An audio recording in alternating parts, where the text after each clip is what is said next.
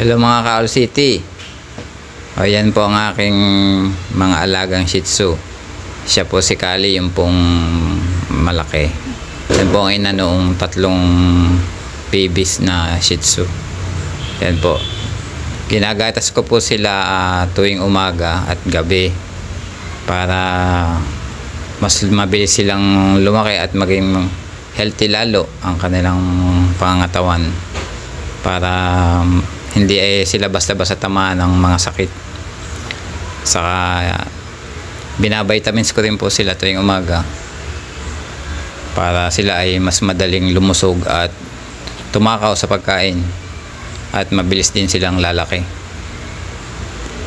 Ang gamit ko nga palang gatas ay yan, Cozy Pets Milk. Mura lang po yan sa online.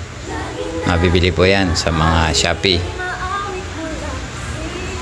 Tatako na po nilang uminom ng gatas. Bukod pa po ang pagbibigay ko sa gabi ng pagkain dog food.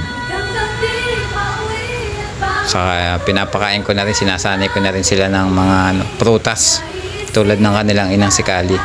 Binibigyan ko na rin sila ng saging para paglaki nila sanay na rin silang kumain ng